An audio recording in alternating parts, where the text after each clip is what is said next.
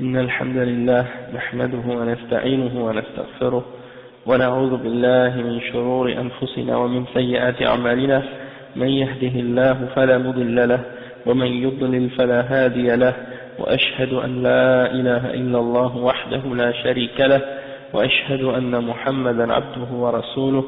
يا أيها الذين آمنوا اتقوا الله حق تقاته ولا تموتن إلا وأنتم مسلمون.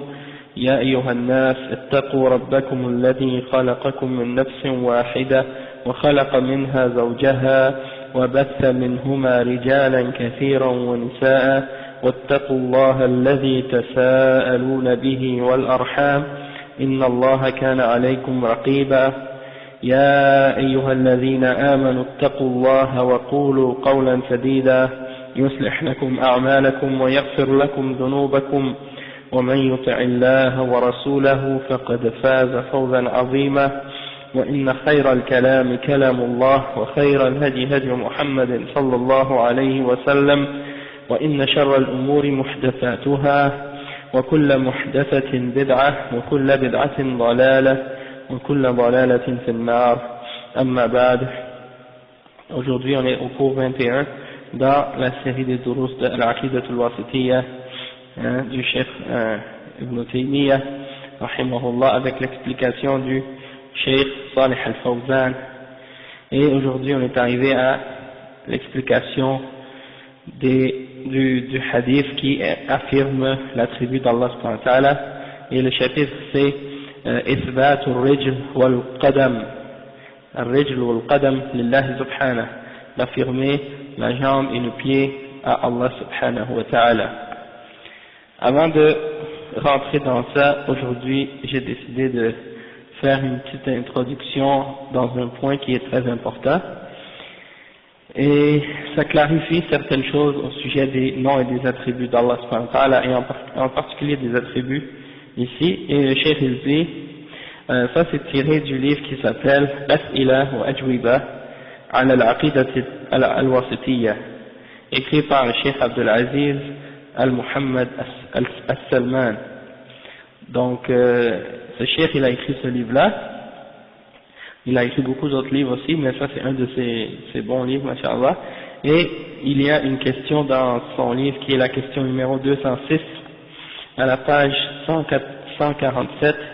Il dit al-mudafu ila Allah naw'an. Donc qu'est-ce qu'on associe à Allah subhanahu wa ta'ala? Il y en a deux catégories. Ok, donc là, il pose une question, mais en même temps nous qu'est-ce qui nous intéresse plus ici, c'est la réponse du cheikh et non pas la question. Toutefois la question c'est bayyin naw'ay al-mudaf ila Allah wadhkur amthilatan tuwaddihu dhalik. Donc la réponse du cheikh c'est c'est-à-dire mentionne deux catégories de choses qu'on associe à Allah subhanahu wa ta'ala. Dans le sens qu'on dit associé ici, on parle de al-idafa. Qu'est-ce qu'on dit par association? En fait c'est pas associé comme dans le shirk, on parle de associé plutôt attribué, al-mudaf ila Allah. Donc le mot que j'ai trouvé pour dire mudaf en arabe, en français c'est peut-être disons attribué, ou qu'est-ce qui est relié à al-mudaf ila Allah. Donc ici le cheikh dit al-mudaf ila Allah naw'an a'yan qa'imatun bi nafsiha ka baytillah wa naqatullah wa abdullah wa ruhullah, فهذه إضافتها إلى الله تقتضي الاختصاص والتشريف، وهي من جملة المخلوقات لله سبحانه وتعالى. النوع الثاني صفات لا تقوم بنفسها كعلم الله وحياته وقدرته وعزته وسمعه وبصره ويده وإرادته وكلامه ووجهه ونفسه ويده وقدمه وجميع صفاته يعني، فهذه إذا وردت مضافة إليه فهي من باب إضافة الصفة إلى الموصوف. Donc le cheikh qu'est-ce qu'il explique ici? Il explique que il y a deux catégories de choses qu'on attribue ou qu'on attribue à Allah subhanahu wa ta'ala. Il y a des créatures et il y a des attributs. Et ça c'est très important de faire la différence entre les deux. Et on va savoir pourquoi dans quelques instants, Inch'Allah. Donc parmi les choses qu'on attribue à Allah et qui font partie de ses créatures, wa alaykum salam wa rahmatullahi wa barakatuh, qui font partie de ces créatures, on compte par exemple, quand on dit Baytullah, quand on parle des mosquées, on dit Baytullah, la maison d'Allah, ok, ou bien Naqatullah, la chamelle d'Allah, que Allah avait envoyé à Thamoud, Abdullah, le serviteur d'Allah, ou bien Ruhullah. Quand on affirme ces choses-là à Allah, et quand on les attribue à Allah, c'est dans le sens qu'on attribue une créature à son créateur.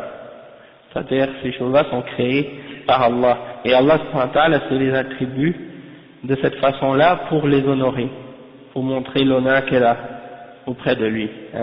Pour montrer que, en réalité, toutes les maisons qui sont sur terre sont à Allah, parce que tout lui appartient. Mais il spécifie, par exemple, une maison en particulier dans le sens. Par exemple, Al-Kaaba, Baytullah. Pourquoi? Parce que c'est pour l'honorer, pour montrer qu'elle a une place spécifique et spéciale, particulière par rapport aux autres maisons. D'accord? Ou bien Naqatullah, c'est pas n'importe quelle Naqa, c'est celle-là, celle que Allah avait envoyée à ce peuple-là de Samoud pour les tester. Ou bien Ruhullah, quand Allah parle de Isa, il dit Ruhullah. Pourquoi? Parce que c'est une créature d'Allah. Tous les âmes sont à Allah. C'est Allah qui les a toutes créées. Toutefois, celle-là, celle de l'âme que Allah a créée, Isa, quand il l'a créée, eh ben, elle est particulière, il l'attribue à lui-même dans le but de l'honorer et de montrer qu'est-ce qu'elle a de spécifique. C'est-à-dire que c'est un parmi les plus grands prophètes et serviteurs d'Allah subhanahu wa ta'ala. Donc, ça c'est des exemples de choses qu'Allah subhanahu wa ta'ala s'est attribué à lui-même, mais qui font partie de ses créatures. Et il y a une autre catégorie de choses qu'Allah subhanahu wa ta'ala s'attribue à lui-même, qui sont ses attributs lui-même, ses qualités à lui et ses attributs. Ok? Et on donne des exemples, par exemple, quand on dit ilmullah, la connaissance d'Allah, et hayatullah, la vie d'Allah, qudratullah, la puissance d'Allah, sam'ullah, l'ouïe d'Allah, et basarullah, la vue d'Allah, yadullah, la main d'Allah, iradatullah, la volonté d'Allah, kalamullah, wajhullah, le visage d'Allah, la main d'Allah. Donc ça, c'est des attributs qu'Allah se donne et qui font partie de ses caractéristiques, de ses attributs personnels, dans le sens que ça fait partie de lui-même. Ok? Et dans ce cas-là, quand il s'attribue ces choses-là, c'est pour montrer que c'est ses caractéristiques à lui, c'est ses attributs, et que ça fait partie de lui. D'accord? Donc, ça c'est très important de faire la distinction entre ces deux choses-là, parce que, il est arrivé parfois certains mélanges parmi les gens de Bid'ah. Par exemple, les Mu'tazila, ils ont mis toutes ces choses-là dans une seule catégorie. Les Mu'tazila, ils ont dit, tout ça, ça fait partie des créatures. Donc quand ils disent Ruhullah, Abdullah, Naqatullah, ils disent oui, ça fait partie des créatures d'Allah. Mais quand ils disent Kalamullah, Ilmullah et les autres attributs, ils disent ça aussi, ça fait partie des créatures. Allah les a créés. C'est pas ses attributs. Et d'un autre extrême, il y a un autre groupe de bid'ah, de gens de bid'ah, qui ont tout mis dans les attributs d'Allah. Et pour dire que ça fait toute partie d'Allah. Comme par exemple, certains parmi les soufis, certains parmi les soufis qui croient en wahdatul wujud, ils disent qu'il n'y a pas de distinction entre la créature et le créateur. Tout fait partie du créateur. Donc, il n'y a pas de différence entre Allah et la création. Tout est Allah. Donc, quand Allah dit Ruhullah, Abdullah, c'est la même chose que s'il dit Ilmullah, Basarullah, Kalamullah. Tout ça, ça fait partie des attributs d'Allah. Donc ils mélangent la création et le créateur ensemble. Et ça il n'y a pas de doute que ça c'est une forme de shirk. Donc, nous, c'est important de faire la distinction entre ces deux choses-là. Et les gens de Bid'ah, parfois, ils mélangent entre ces deux-là. Et une des méthodes, ou une des règles que les ulama ont établi pour distinguer entre ces deux choses-là, quand est-ce que c'est une attribut, quand est-ce que c'est une créature, eh bien, c'est de regarder, est-ce que cette chose-là, elle existe toute seule, ok? Donc, par exemple, Naqatullah, ou bien Baytullah, ça existe toute seule, une maison, ça existe une chamelle toute seule, mais un ilm, est-ce que ça existe toute seule? Une irada, est-ce que ça existe toute seule? Est-ce que ça flotte dans l'air? Non. Hein? Basar, est-ce que ça existe toute seule? Non. Donc ça fait partie des attributs d'Allah subhanahu wa ta'ala. D'accord? Yadullah, Basarullah, Kalamullah, Ilmullah, Iradatullah, Wajhullah, tout ça fait partie de ces attributs. D'accord? Et le cheikh donc il a expliqué ça ici. Il dit وكذلك ما أخبر أنه منه فإن كان أعيانا كروح منه قال تعالى وسخر لكم ما في السماوات وما في الأرض جميعا منه فهذه منه خلقا وتقديرا. Donc des fois aussi Allah subhanahu wa ta'ala qu'est-ce qu'il fait? Il dit par exemple هذا يعني par exemple il dit جميعا منه ou bien يعني روح منه, un esprit venant de lui, ou bien tout ce qu'il a créé ça vient de lui, dans le sens que il l'a créé et il l'a destiné, il l'a déterminé, hein, il l'a proportionné. Et donc, tandis que parfois il dit tanzilul kitabi min Allah, donc il parle parfois du livre, hein, du Coran, et il dit que ça vient de lui, ce livre-là vient de lui, mais dans ce sens-là ça vient de lui dans le sens que ça fait partie de ses attributs puisque c'est sa parole, d'accord? ولهذا وإن كان ذلك أوصافا كقوله تعالى تنزيل الكتاب من الله دل على أن ذلك من صفاته لامتناع قيام الصفة بنفسها. La parole ça ne peut pas tenir tout ça dans les airs, donc il faut que ça soit que ça fasse partie des attributs de quelqu'un ou de quelque chose, ça vient de quelqu'un, et ça fait partie des attributs et non des créatures.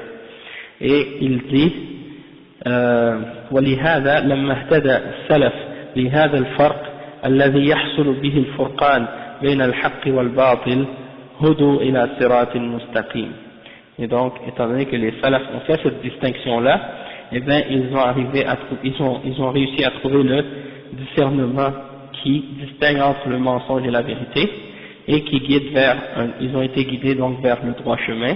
Et puis il mentionne un poème de An-Nuniyya de l'imam Ibn al-Qayyim, un de ces poèmes qu'il a écrit pour défendre la aqidah de Ahl-Sunnah wal-Jama'a, et c'est un des poèmes qu'on appelle An-Nuniyya, et il a 6000 vers, environ 6000 vers, et c'est un des livres les plus puissants de l'imam Ibn al-Qayyim dans la récitation des gens de Bid'ah. Donc je vais pas le lire, mais puis donc c'est ça le point que je voulais mentionner aujourd'hui. Puis il y a un autre il y a une autre explication de ça ici par le Cheikh Ibn Taymiyyah que je voulais mentionner. Il dit, Cheikh al-Islam dans son livre Al-Jawab al-Sahih liman baddala din al-Masih, dans sa réfutation aux chrétiens, il dit فليس في مجرد الإضافة ما يستلزم أن يكون المضاف إليه صفة له بل قد يضاف إليه من الأعيان المخلوقة وصفاتها القائمة بها ما ليس بصفة له باتفاق الخلق كقوله تعالى بيت الله وناقة الله وعباد الله بل وكذلك روح الله عند سلف المسلمين وأئمتهم وجمهورهم، ولكن إذا أضيف إليه ما هو صفة له وليس بصفة لغيره مثل كلام الله وعلم الله ويد الله ونحو ذلك كان صفة له. Donc ici il mentionne Ibn Taymiyyah que c'est pas tout ce qui est attribué ou qui est relié à Allah subhanahu wa ta'ala que ça signifie que c'est une de ses attributs. Il y en a des choses qui sont attribuées à Allah subhanahu wa ta'ala qui font partie de ce qu'on appelle al-a'yan al-makhlouqa, c'est-à-dire des créatures qui existent par elles-mêmes, dans le sens que c'est Allah qui les a créées et elles existent par elles-mêmes, et donc celles-là, elles ne font pas partie des attributs d'Allah, et ça, toutes les créatures sont d'accord là-dessus, tous les gens sont d'accord là-dessus, dans le sens que quand on dit Baytullah, on sait très bien que Al-Bayt, ça fait pas partie des attributs d'Allah, non plus Naqatullah, ça fait pas partie des attributs d'Allah, de même que Ibadullah ou bien Ruhullah, d'accord? Et ça, tous les imams et tous les salafs parmi les musulmans sont tous d'accord là-dessus. Mais si on attribue quelque chose à Allah qui fait partie de ses attributs, hein, et qui ne peut pas exister par lui-même, hein, et dans ce cas-là, on dit que ça c'est son attribut, comme la parole d'Allah, la connaissance d'Allah, la main d'Allah, etc. D'accord? Donc ça va nous aider à comprendre le reste des choses qui suivent, et c'est l'attribution donc de Al-Rijl et Al-Qadam lillahi subhanahu wa ta'ala. Donc le cheikh il mentionne, Ibn Taymiyyah il mentionne le hadith suivant, il dit وقوله صلى الله عليه وسلم لا تزال جهنم يلقى فيها وهي تقول هل من مزيد, comme Allah subhanahu wa ta'ala dit dans le Coran يوم نقول لجهنم هل امتلأت وتقول هل من مزيد, ça c'est dans Surat Qaf. Allah subhanahu wa ta'ala, on va demander à l'enfer, est-ce que tu t'es rempli, est-ce que ça y est, c'est rempli, et l'enfer va répondre, est-ce qu'il y en a encore, est-ce qu'il y en a encore, c'est-à-dire il y a encore de la place. Donc dans le hadith, le prophète sallallahu alayhi wa sallam dit, les gens vont, l'enfer va continuer à se remplir, hein, il y a toujours des gens qui vont continuer à être jetés dans l'enfer jusqu'à ce qu'elle demande, est-ce qu'il y en a encore, hein? حتى يضع رب العزة فيها رجله وفي رواية عليها قدمه فينزوي بعضها إلى بعض فتقول قط قط متفق عليه. Donc qu'est-ce qui arrive quand l'enfer commence à dire هل من مزيد, est-ce qu'il y en a plus? Alors qu'est-ce que Allah subhanahu wa ta'ala fait? Allah subhanahu wa ta'ala, il met sa jambe ou il met son pied, dans une autre narration, il met son pied sur l'enfer et elle s'écrase sur elle-même, okay? Elle se rétrécit sur elle-même et elle dit ça c'est suffisant, ça suffit, hein? Et ça c'est muttafaqun alayhi, c'est rapporté par Al-Bukhari et Muslim. Donc Cheikh Al-Fawzan il explique maintenant ce hadith, il dit قوله لا تزال جهنم اسم من أسماء النار قيل سميت بذلك لبعد قعرها وقيل لظلماتها من الجهومة وهي الظلمة. Donc يعني Jahannam ça fait partie des noms parmi les noms de l'enfer et يعني on dit qu'on l'a appelé comme ça à cause de comment elle est loin, comment elle est large ou quelque chose comme ça, et comment elle est sombre, elle est ténébreuse, elle est à cause de Al-Zulma, ça vient de Juhuma. Et après il dit Yulqa fiha, c'est-à-dire il y a toujours du monde qui vont être jetés dedans, et yutrahu fiha ahluha. وهي تقول هل من مزيد, أي تطلب الزيادة لسعتها وقد وعدها الله أن يملأها.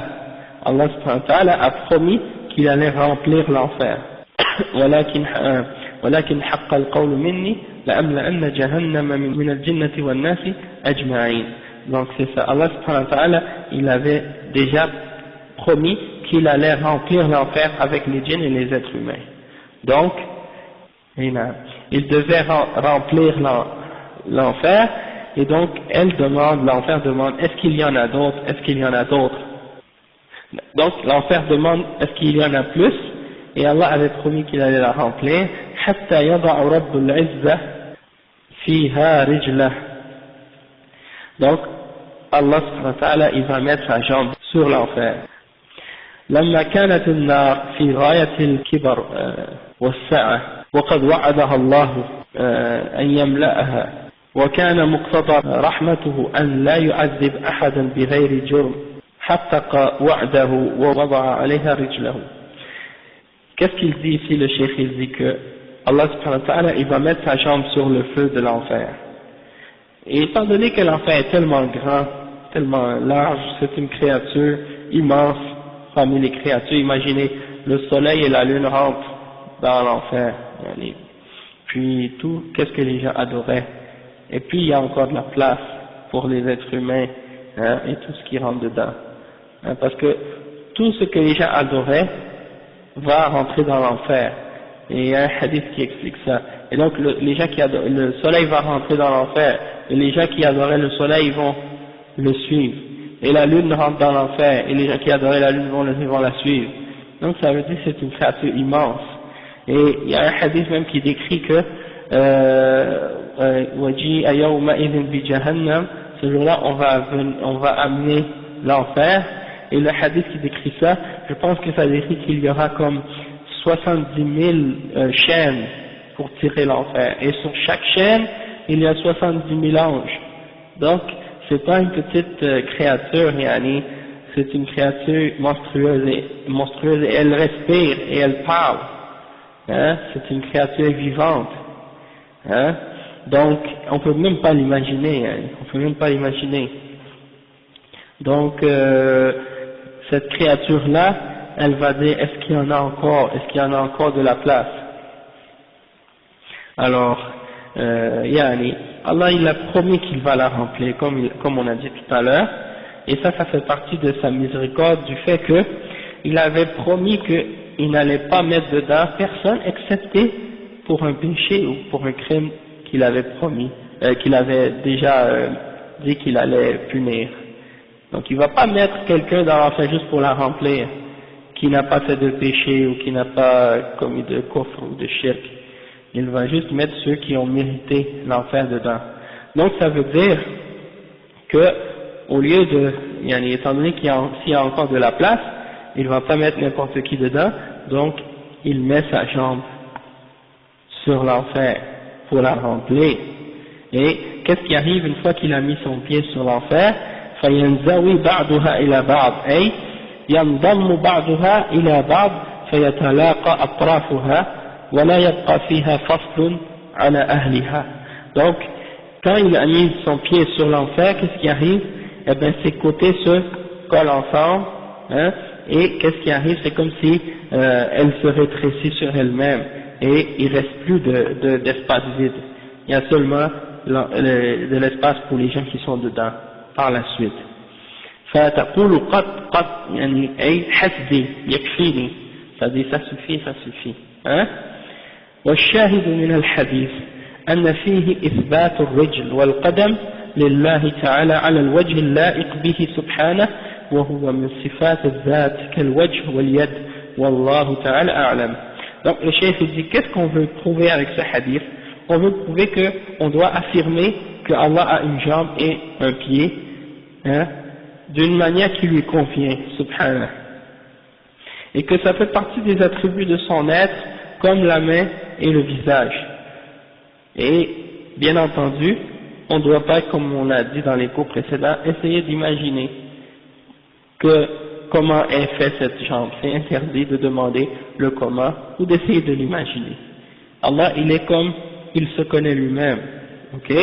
وقد غلط في تفسير هذا الحديث المعطلة حيث قالوا قدمه نوع من الخلق وقالوا رجله جماعة من الناس. والرد على هذا أن يقال إن النبي صلى الله عليه وسلم قال حتى يضع ولم يقل حتى يلقي كما قال في أول الحديث يلقى فيها. وأيضا القدم لا يصح تفسيره بالقوم لا حقيقة ولا مجازا. Donc le cheikh il dit que parmi les gens de Bid'a, parmi les Mu'attila, ceux qui nient les attributs d'Allah subhanahu wa ta'ala, il y en a qui ont dit que son pied c'est une sorte de créature, c'est pas son pied à Allah subhanahu wa ta'ala, c'est une créature et un groupe de personnes. Et la réfutation de ça c'est que le prophète sallallahu alayhi wa sallam a dit clairement que Allah va mettre son pied, et il n'a pas dit qu'il allait jeter son pied ou jeter des gens. Enfin il a dit qu'il allait mettre son pied ou poser son pied sur l'enfer. Et donc c'est clair que leur ta'wil est batil, et le cheikh il dit que on ne peut pas dire que le mot qadam, pied, ça signifie un groupe de personnes, ni dans la réalité et ni dans disons de façon symbolique. Ça n'existe pas dans la langue de dire le mot pied pour parler d'un groupe de personnes. D'accord? Donc ça c'est une façon, disons, simple de répondre à ces gens-là. Ensuite, il y a un autre attribut, un autre hadith que le cheikh a mentionné, il dit « Isbat al-nida wa-sawt wal-kalam lillahi ta'ala ». Donc, c'est-à-dire d'affirmer que Allah subhanahu wa ta'ala a comme attribut le fait qu'il appelle et qu'il a une voix et qu'il parle, il a la parole. Et ça fait partie de ses attributs. Le cheikh dit قوله يقول الله تعالى يا آدم فيقول لبيك وسعديك فينادي بصوت إن الله يأمرك أن تخرج من ذريتك بعثا إلى النار متفق عليه.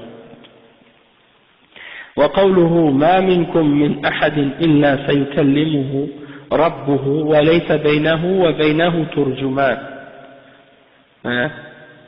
Et ça aussi c'est rapporté par Al-Bukhari et Muslim.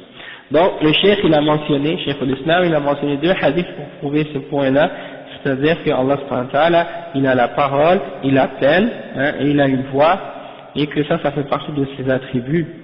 Et le hadith ça dit que Allah subhanahu wa ta'ala il va dire ô Adam, c'est-à-dire il va appeler Adam, Ya Adam, il va dire Ya Adam, et Adam va répondre Labbaik wa sa'daik, c'est-à-dire je suis là, me voici, et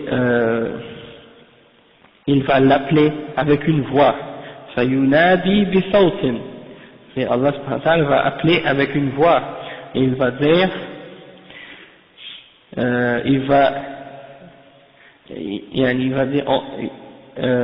Allah te demande ou t'ordonne de faire sortir de tous tes fils, de tous tes descendants, un groupe pour l'enfer.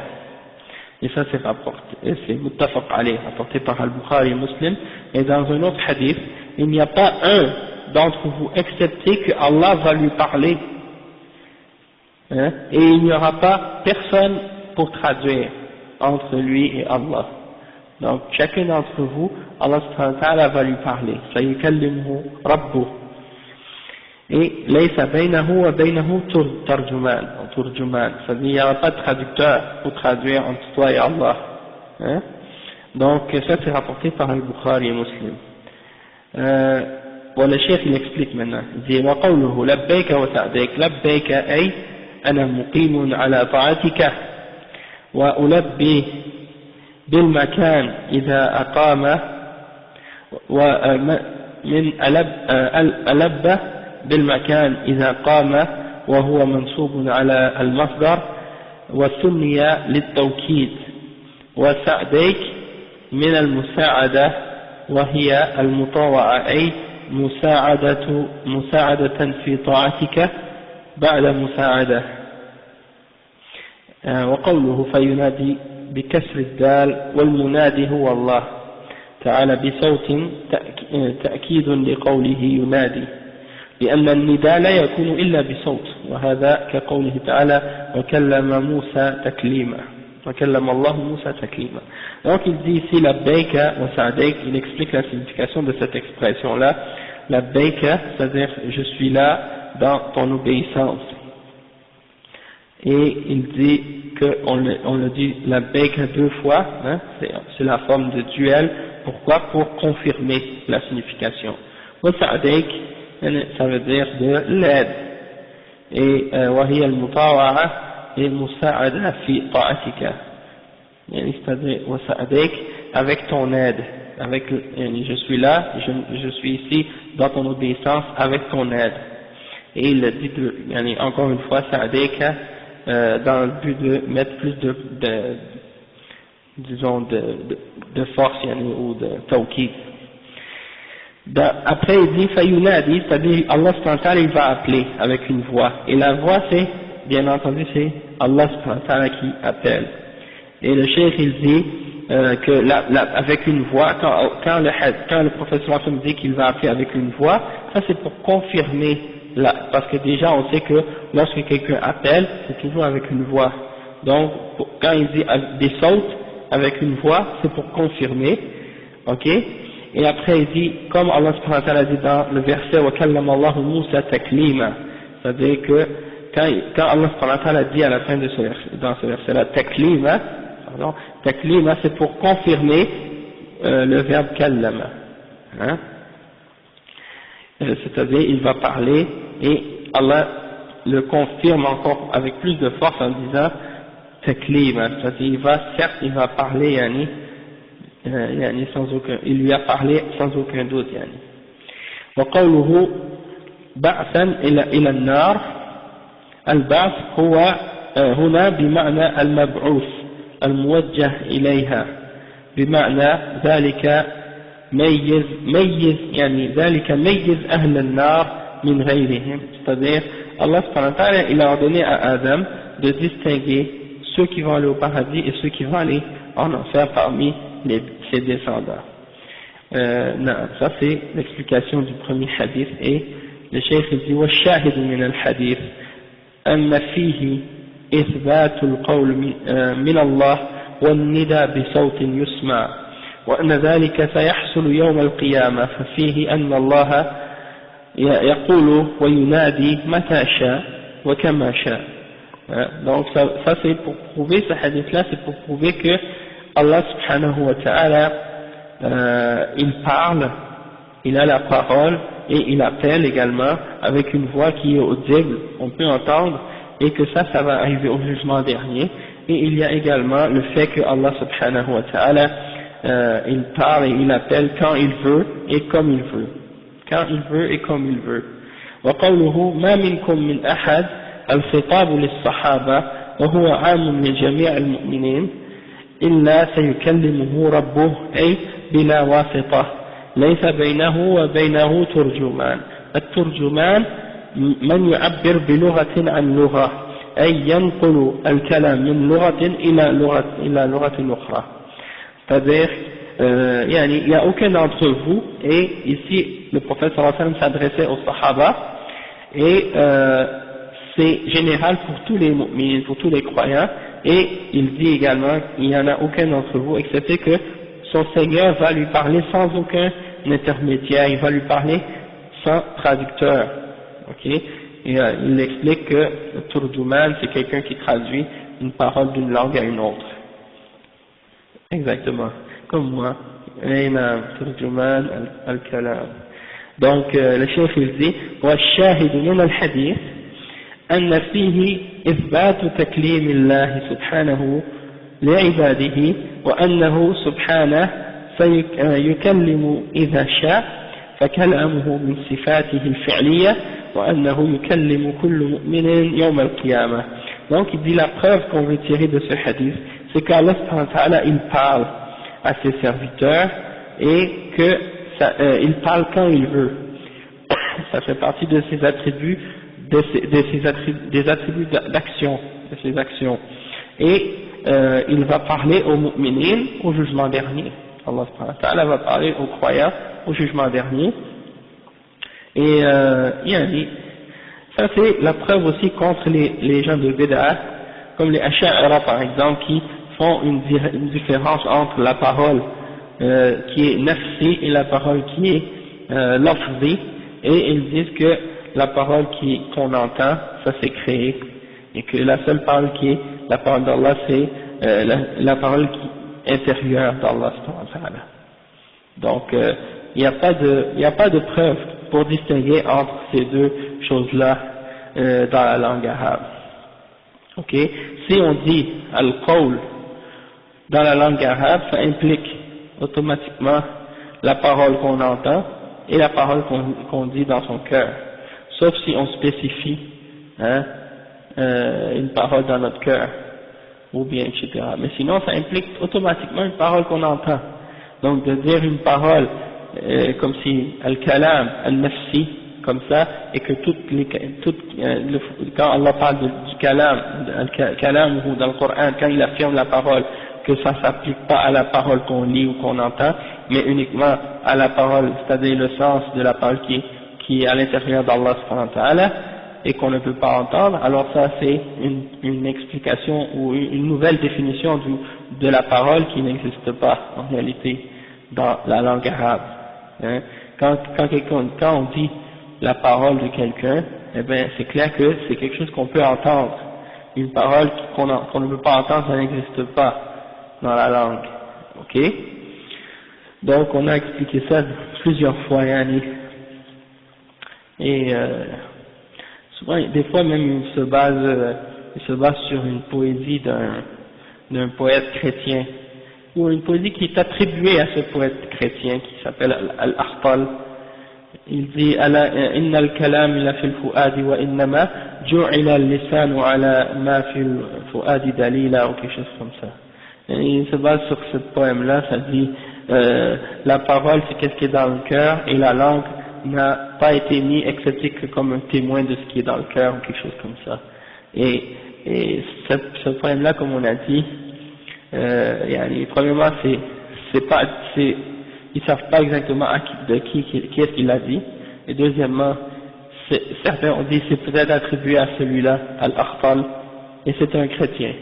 Donc on ne peut pas se baser sur les paroles d'un poète chrétien pour essayer d'interpréter le Coran et la Sunna, et on laisse de côté les preuves claires du Coran et de la Sunna et des paroles des Sahaba et des Tabi'in, hein, pour la parole d'un poète chrétien.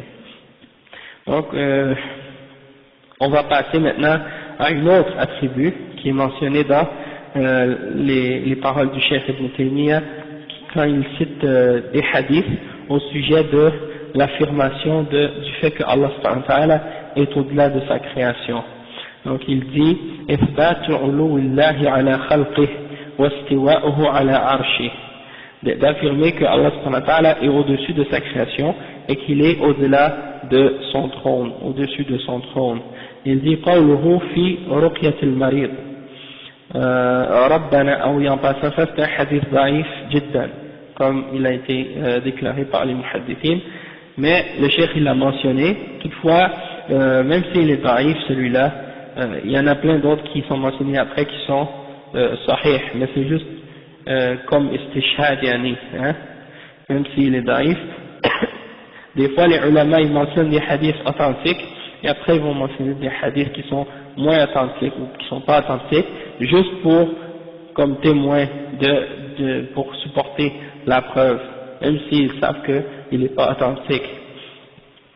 Le hadith ça dit quoi? C'est un hadith à propos de la ruqya de quelqu'un qui est malade. Ça dit ربنا الله الذي في السماء تقدس اسمك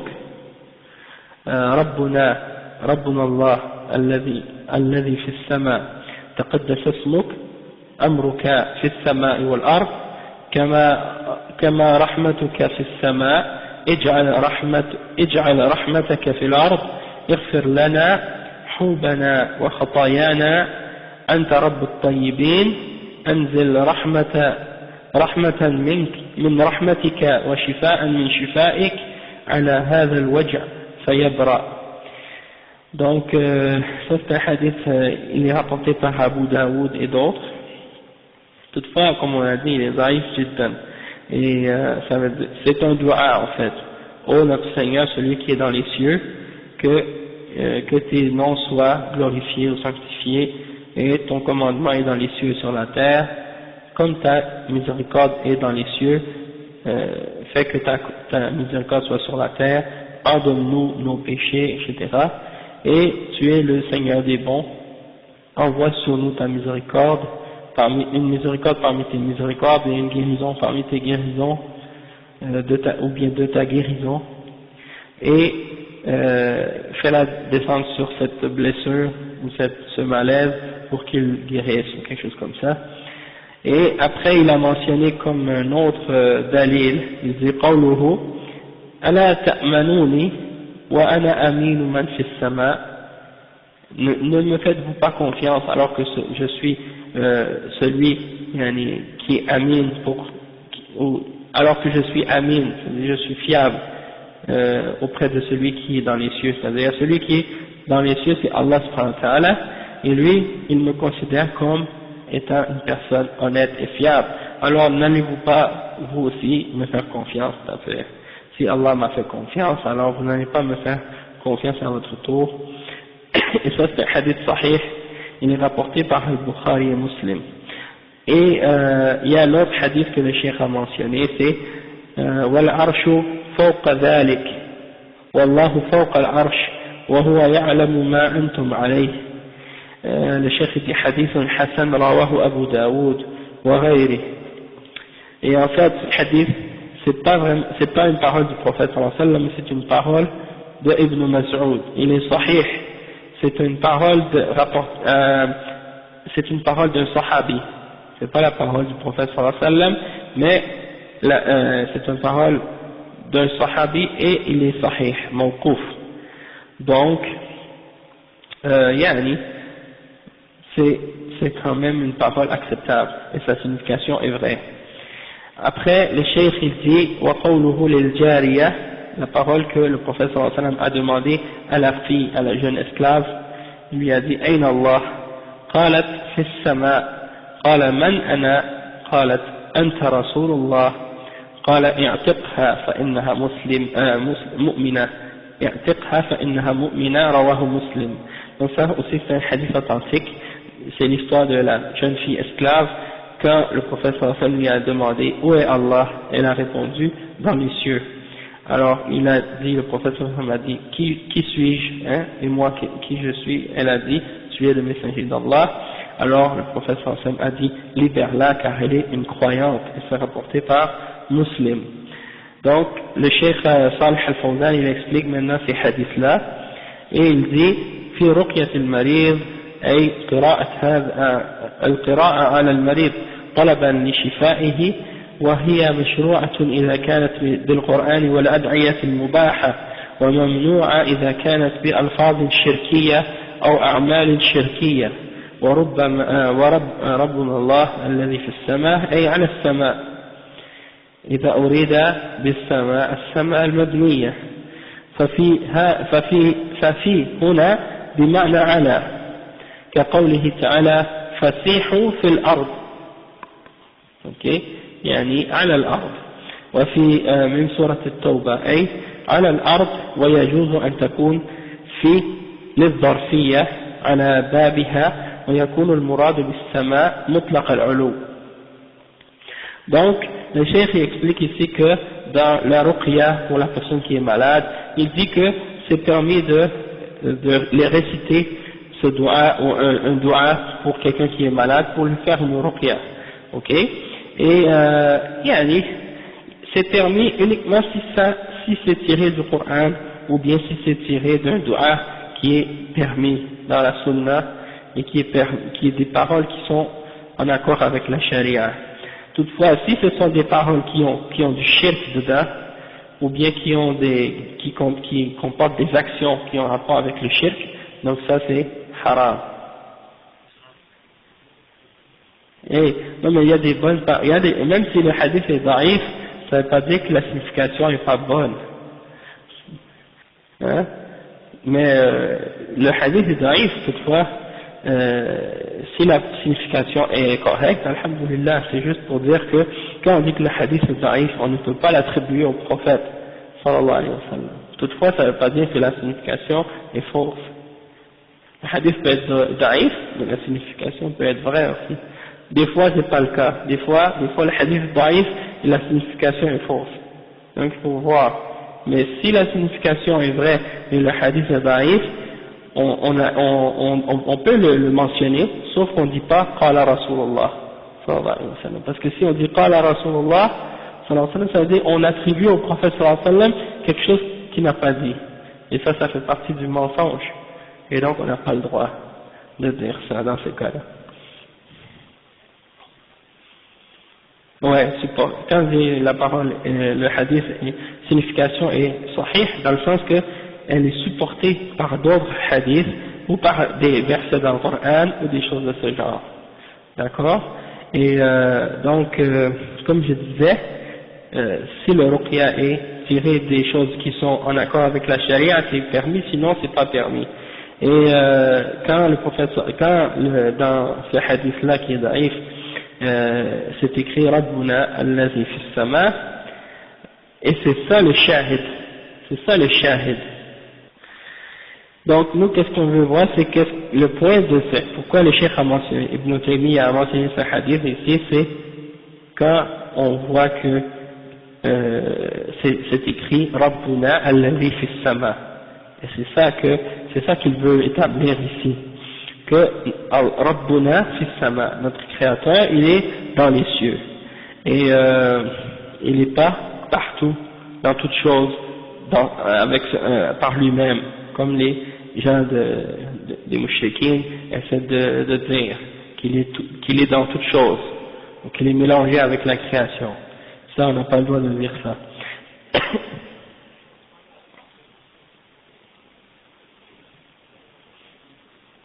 Bon, c'est encore plus proche de l'islam. Dans ce cas-là, alhamdulillah. Ouais,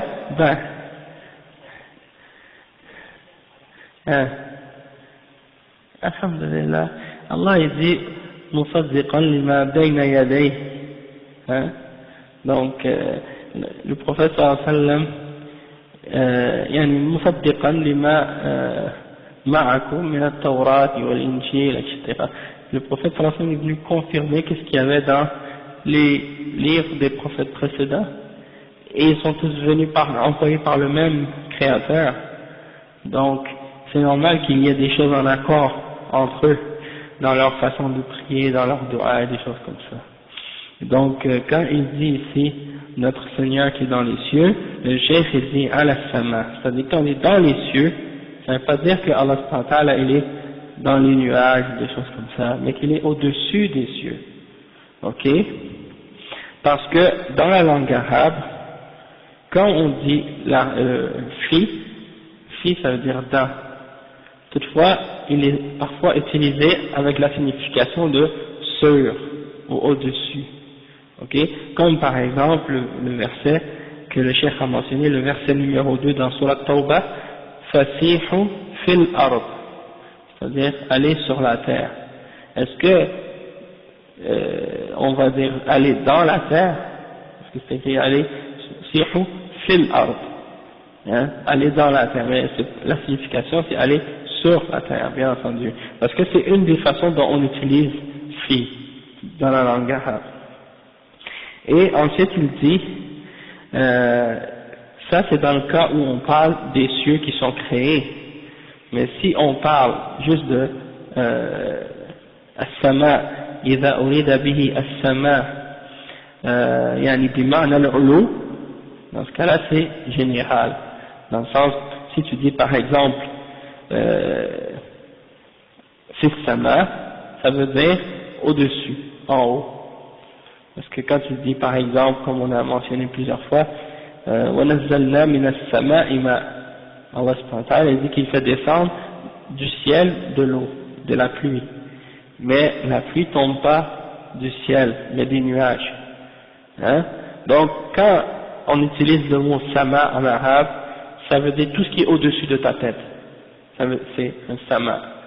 Donc on utilise le mot sama non seulement pour le ciel, mais également pour tout ce qui est en haut. On l'appelle sama. Et donc dans ce cas-là, quand on dit sama, ça voudrait dire qu'est-ce qui est au-dessus.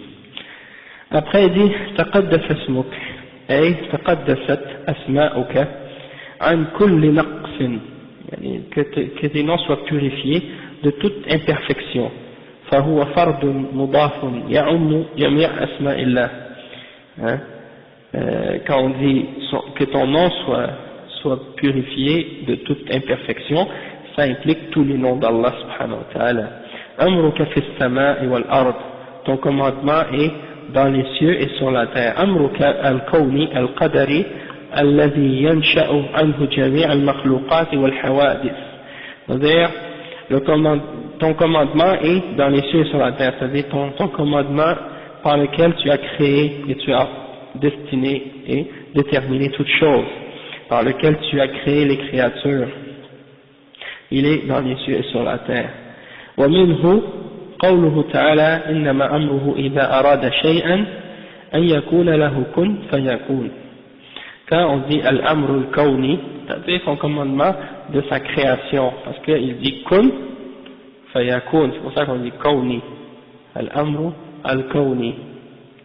Ok, quand il dit à quelque chose soit, ça y est. Ok, ça c'est le verset 82 dans surat Yasin. Et le chef dit wa amruka ash-shar'i al-mutadammin lish-shara'i' allati shar'aha li'ibadihi. Et aussi son commandement, c'est aussi le commandement dans la révélation qu'il a envoyée à ses prophètes, ok, qu'il a légiféré pour ses serviteurs. كما رحمتك في السماء اجعل رحمتك في الأرض.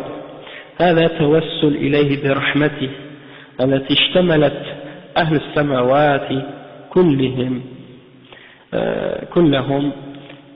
أن يجعل لأهل الأرض منها نصيبا اغفر لنا حوبنا وخطايانا. هذا طلب للمغفرة وهي الستر ووقاية الإثم، ومنه المغفر الذي يلبس على الرأس لستره ووقايته من الضرب، والحوب الإثم والخطايا وهي الذنوب. والحوب. Donc le cheikh il dit ici que mets ta miséricorde comme ta miséricorde dans les cieux, mets-la sur la terre également. Et ça c'est comme si tu demandes à Allah par sa miséricorde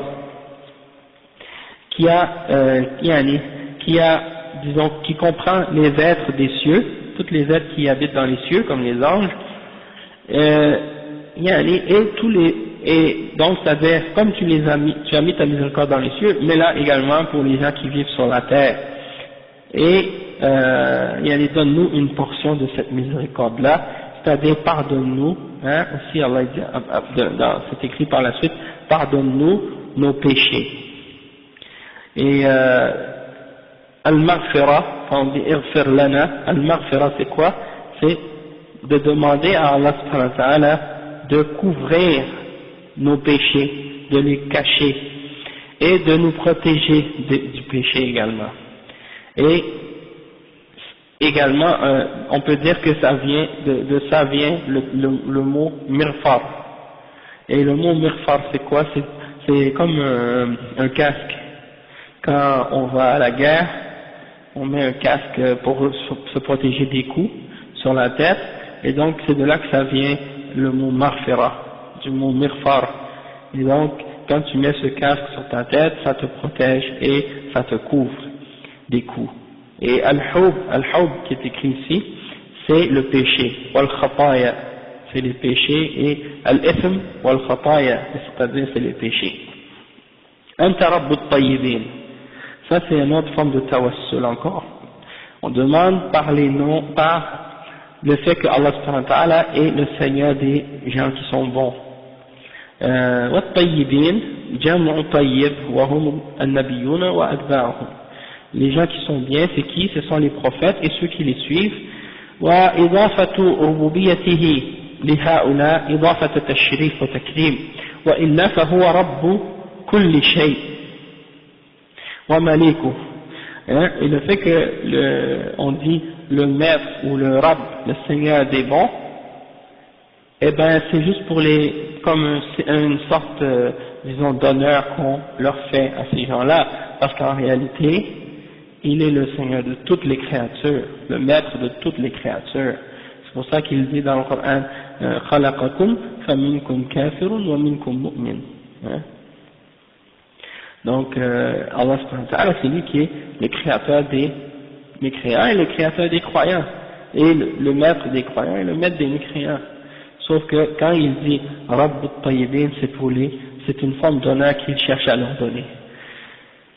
Anzil rahmataka, fais descendre ta miséricorde, ay ar-rahma al-makhluqa, fa inna rahmat Allah naw'an, النوع الأول رحمته التي هي صفة من صفاته كما في قوله تعالى رحمتي وسعت كل شيء وهي سورة الأعراف النوع الثاني من سورة الأعراف. والنوع الثاني وهي رحمة تضاف إليه سبحانه من إضافة المخلوق إلى خالقه كالمذكورة في هذه الآية وكما في حديث خلق الله 100 رحمة الحديث. فطلب صلى الله عليه وسلم من ربه إنزال هذه الرحمة على المريض لحاجته إليها ليشفي بها. Donc le cheikh il explique ici que quand on demande à Allah de faire descendre sa miséricorde, ici le cheikh dit que ça c'est la miséricorde qui crée, parce qu'il y a deux sortes de miséricorde, il y a deux sortes de rahma. Une rahma qui fait partie de son attribut, des attributs d'Allah, comme Allah subhanahu wa ta'ala dit rahmati wasi'at kulla shay, c'est-à-dire ma miséricorde a enveloppé toute chose. Et ça c'est le verset 156 dans Surat Al-A'raf. Et il y a une autre sorte de rahma qui fait partie du fait qu'on attribue à Allah dans le sens que c'est sa créature, du fait que Allah subhanahu wa ta'ala il a créé sa miséricorde, comme le prophète sallallahu alayhi wa sallam l'a dit dans un hadith qui est rapporté par Muslim et par At-Tirmidhi, que Allah subhanahu wa ta'ala il a créé sa miséricorde. Et dans le hadith ça dit qu'il a créé sa miséricorde avec une seule, il a pris une de ses miséricordes et il l'a mis sur la terre, et les 99 autres sont dans le paradis, sont pour le paradis. Avec une seule miséricorde, ça suffit pour toutes les créatures et toutes les bêtes qui sont sur la terre. Et dans le hadith, ça dit qu'à cause de cette miséricorde, l'animal et la femelle de l'animal femelle elle a de la miséricorde pour son petit. Hein? Et donc ça nous dit que si c'est cette miséricorde-là qui fait vivre toutes les, dans le sens que c'est ça qui donne à toutes les créatures leur miséricorde dans ce monde, et qu'il y en a 100 autres, qu'il y en a 99 autres, ben ça nous montre que on n'a rien vu encore de la miséricorde d'Allah subhanahu wa ta'ala. Et donc les 99 autres miséricordes seront pour les mu'minines dans le paradis. Hein? Donc on demande donc à Allah subhanahu wa ta'ala de faire descendre cette miséricorde sur son serviteur qui est malade lorsqu'il en a besoin et qu'il veut être guéri. Le chef dit والشاهد من الحديث أن فيه إثبات العلو لله تعالى وأنه في السماء والعلو صفة ذاتية كما سبق، كما أن في الحديث التوسل إلى الله تعالى بالثناء عليه بربوبيته وإلهيته وقدسيته وعلوه وعموم أمره وبرحمته. ثم في الحديث طلب المغفرة من الله وشفاء المرض. Donc le chef dit que qu'est-ce qu'on veut prouver par ce hadith? On veut prouver que Allah subhanahu wa ta'ala est élevé au-dessus des cieux, au-dessus de sa création, hein, dans les cieux, dans al-ulu, c'est-à-dire qu'il est au-delà, dans les hauteurs, au-dessus de toute création, et que c'est une de ses attributs, des attributs de son être. Ok? Et le chef dit donc dans ce hadith il y a une demande, on demande à Allah subhanahu wa ta'ala en le glorifiant par ses attributs de seigneurie, de souveraineté, de rububiyya, et du fait que c'est lui seul qui est al-ilah, celui qui mérite d'être adoré, et on le purifie et on l'élève, et on demande son commandement et sa miséricorde, et on demande également le pardon et la guérison de la maladie. Après, le cheikh dit وقوله صلى الله عليه وسلم ألا تأمنوني، هذا خطاب منه صلى الله عليه وسلم لمن اعترض عليه في بعد قسمته المال، وألا أداة استفتاح وتنبيه، تأمنوني من الأمانة وهي عدم المحاباة والخيانة أي ألا تأمنوني في قسمة المال وأنا أمين من في السماء وهو الله وقد ائتمنني على وحيه ورسالته وتبليغ شرعه وكفى بذلك شهادة على أمانته وصدقه صلى الله عليه وسلم. Donc, lorsque le prophète sallallahu alayhi wa sallam dit n'allez-vous pas me faire confiance étant donné qu'Allah m'a fait confiance, celui qui est dans les cieux, hein? Donc ça c'est une parole que le prophète sallallahu alayhi wa sallam a dit à quelqu'un qui s'est opposé à sa division du butin lorsqu'il a distribué le butin. Donc le prophète sallallahu alayhi wa sallam a dit à cette personne-là, yani, ne vas-tu pas me faire confiance alors que Allah m'a fait confiance. Et donc al-amana en arabe c'est de ne pas tromper et de ne pas trahir, hein, d'être honnête, c'est ça l'amana. Et donc ne vas-tu pas me faire confiance dans la division des biens alors qu'Allah subhanahu wa ta'ala, celui qui est dans les cieux, il m'a fait confiance pour sa révélation et transmettre son message et sa révélation et ses ordres. Donc ça c'est encore bien plus important et bien plus grand que de distribuer des biens. Et s'il m'a fait confiance pour ces choses-là, toi tu vas pas me faire confiance, hein? Donc ça fait réfléchir. Et donc ça c'est le fait que Allah subhanahu wa ta'ala a fait confiance au prophète sallallahu alayhi wa sallam et dans la transmission de son message, déjà ça c'est le plus grand témoignage de son honnêteté et de sa véracité, hein, sallallahu alayhi wa sallam. Après le cheikh dit والشاهد من الحديث أن فيه إثبات العلو لله سبحانه حيث قال من في السماء وسبق شرح الجملة قريبا. Donc on veut prouver par ce hadith là que Allah est au-dessus de sa création parce qu'il a dit man fi sama, vous savez celui qui est dans les cieux, et on a déjà expliqué cette partie là auparavant déjà dans le hadith qu'on a mentionné tout à l'heure. وقوله والعرش فوق ذلك تقدم تفسير العرش. On a déjà expliqué le trône, al-arsh, qu'est-ce que ça signifie. Ça c'est dans la parole de Ibn Mas'ud. وقوله فوق ذلك, que le trône est au-dessus de ça, c'est-à-dire فوق المخلوقات, c'est-à-dire il y a les 7 cieux, puis le trône est au-dessus de ça, au-dessus des autres créatures. التي بينها الرسول صلى الله عليه وسلم بأصحابه في الحديث الذي ذكر فيه بعد ما بين السماوات بين السماء والأرض وما بين كل سماء وسماء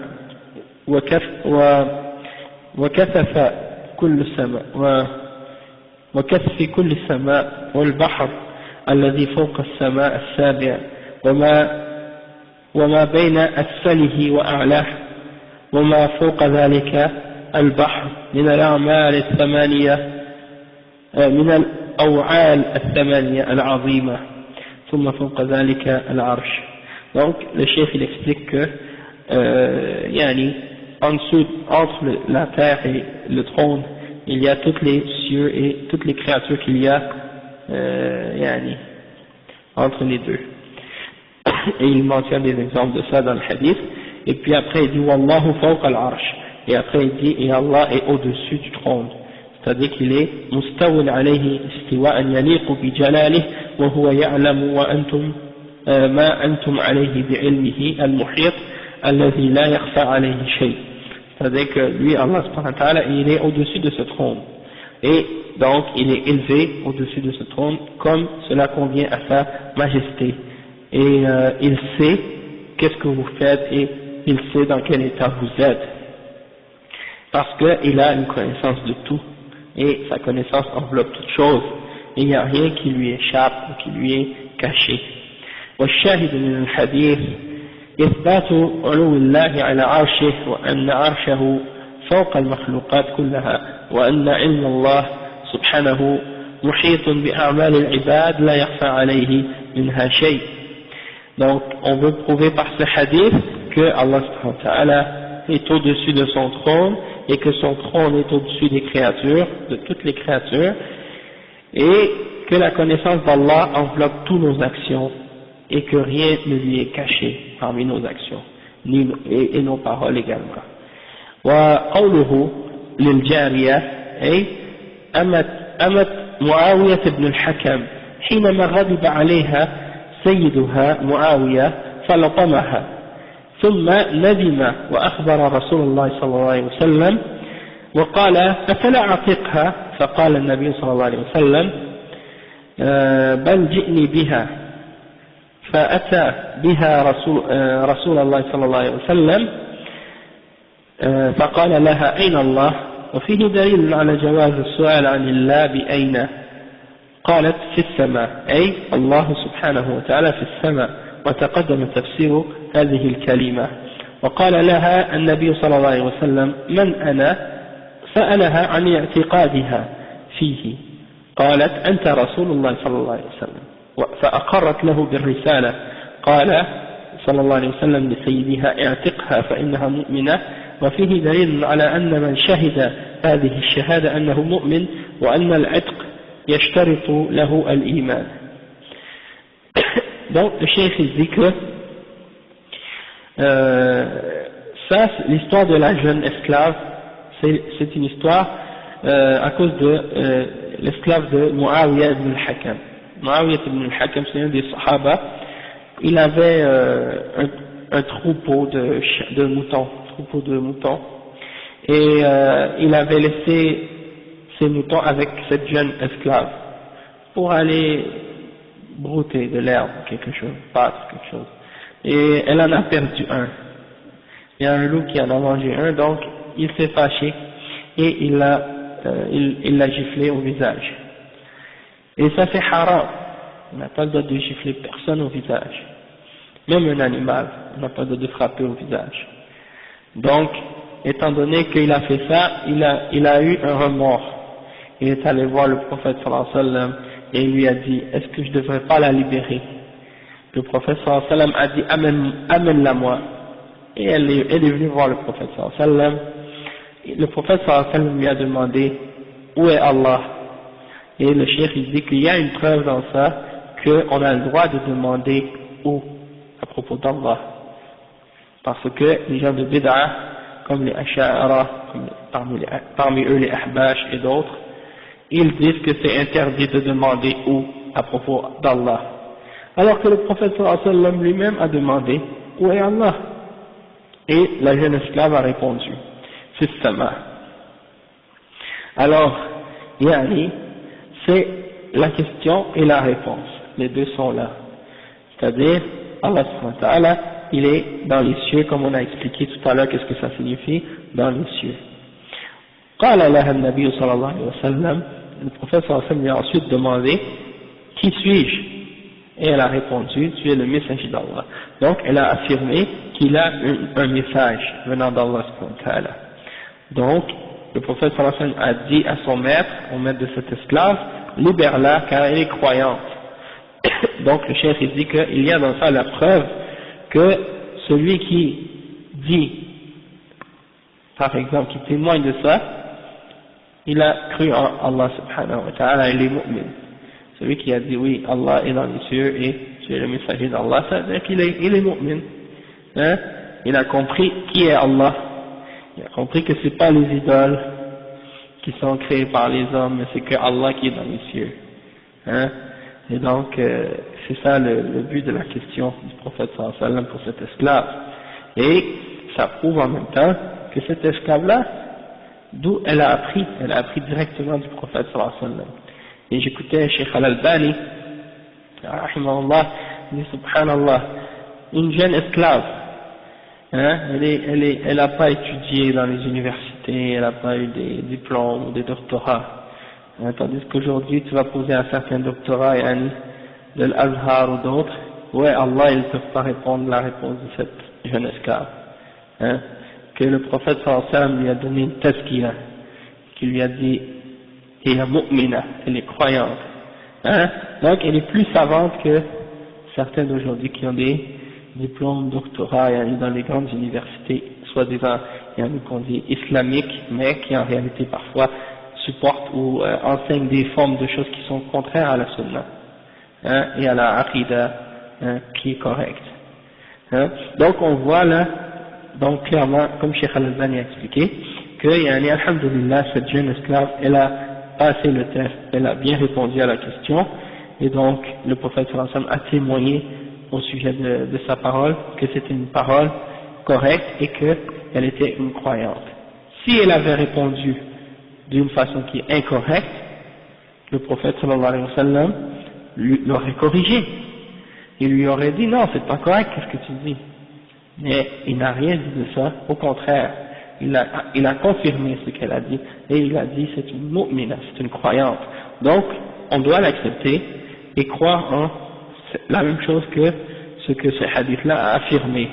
Et le cheikh il dit également que ce hadith-là prouve que, comme condition pour qu'on puisse libérer un esclave, c'est qu'il doit être mu'min, il doit croire en l'islam.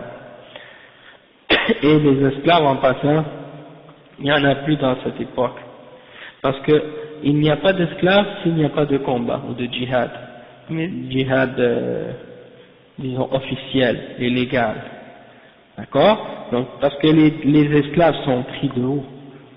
C'est pas des gens qu'on kidnappe là, comme dans certains pays là. On kidnappe des petits enfants puis on dit ce sont des esclaves. Je m'excuse. Hein? On s'en va là, dans les pays, certains pays là, il y a des gens qui font ça. Ils attrapent des petits enfants, ils disent ça c'est nos esclaves. Non, c'est pas ça des esclaves.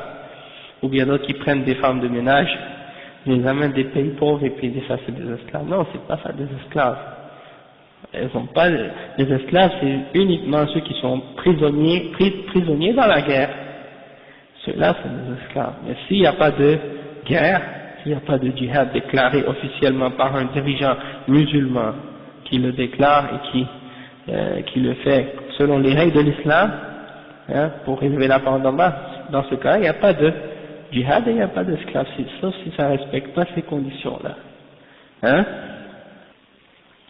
Le cheikh il dit والشاهد من الحديث أن فيه دليلا على علو الله على خلقه فوق سماواته وأنه يشار إليه في جهة العلو إشارة حسية. Donc la preuve qu'on veut tirer de ce hadith, c'est que il y a la preuve qu'Allah subhanahu wa ta'ala est au-dessus de sa création, hein, au-dessus des cieux, et qu'on a le droit d'indiquer qu'il est au-dessus en montrant, en pointant même avec le doigt si on veut, il n'y a pas de problème. Et il y a des preuves de ça dans la sunna. Le prophète sallallahu alayhi wa sallam lui-même, hein, il indiquait, hein, quand il parlait d'Allah, il pointait le ciel. Et dans Khutbatul Haja, hein, Hajj al-Wada', il parlait aux Sahaba et il disait Antum mas'uluna anni famadha antum qa'ilun, et il pointait, et puis après ça il dit Allahumma fashhad, hein, il disait hal ballaght, ala hal ballaght, et là il disait oui, et là il pointait vers le ciel, il disait Allahumma fashhad. Donc il pointait vers le ciel et il disait oh Allah, sois témoin que j'ai transmis le message. Donc ça, on va terminer avec ça aujourd'hui, hein, le dars d'aujourd'hui, puis on va continuer la semaine prochaine, Inch'Allah, avec d'autres points en ce qui concerne les noms et les attributs d'Allah subhanahu wa ta'ala. Donc je vais m'arrêter ici. Subhanakallah wa bihamdik, ashhadu an la ilaha illa anta, astaghfiruka wa atubu ilayk.